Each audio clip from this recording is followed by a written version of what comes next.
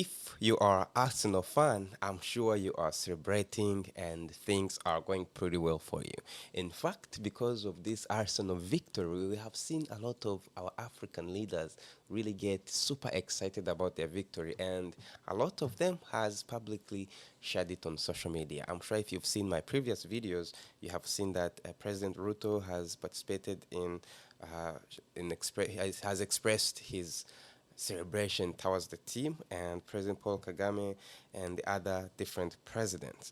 Um, but of course, there's always going to be some critics. Some people who are paying attention at these things and they're really pushing back.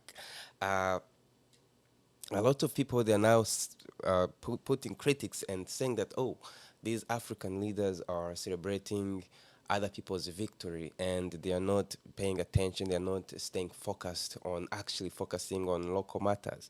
um, you guys know how a lot of people are accusing President Ruto, and they have publicly also been sharing about these things about the increase in gas prices, and then they say, oh, so there's a lot of increase in gas prices within the country, and he's not being able to fix that, but he's out there celebrating the outside league. Um, there is also of course some protests that have been happening, and then a lot of people are also calling this colonization that still exists on the continent, because they're like, okay, we don't celebrate our local teams, we don't celebrate our local victories, and we're celebrating other people's victories. What does Arsenal victory mean for our countries or African continent in general? And a lot of people are like, oh, this is colonization to see our presidents, our leaders on the continent of Africa celebrating the outside victory. Um, there is also people saying that, uh, our leaders are distracted from real issues like youth unemployment, hospitals, roads. Um, there, anyways, this it has been quite positive and both negative posts and reactions to our leaders on these posts that have been made. But I am wondering. When we were kids, we grew up enjoying soccer, loving soccer, either within our country, different leagues in the world, and it's always been a joy to see the teams we are behind perform extremely well, and I don't know what changes, especially when you start holding leadership positions. I'm sure it gives you a lot of great responsibility, but at the same time, I think, in my opinion, to see actually our leaders post about things like this kind of makes them human and relatable in some sense, because I think it's fun to see that, oh, this person is actually a fan of the team I fan.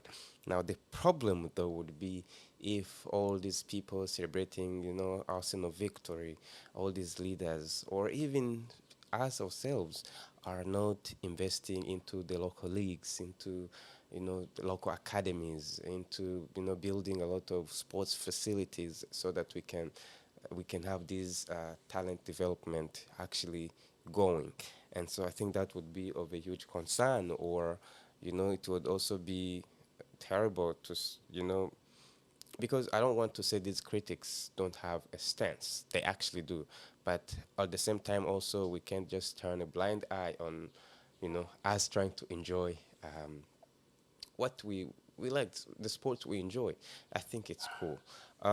Anyways, I don't know what your take is on this. What do you think about what is happening?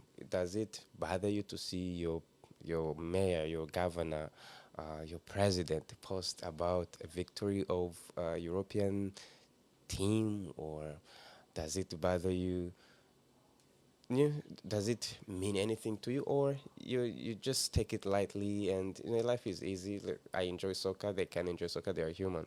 Or do you think they have more serious things they should be focusing on, and actually not soccer, or I mean, or football, whichever you call it? I am curious. Do you think they're not focused on solving your local problems?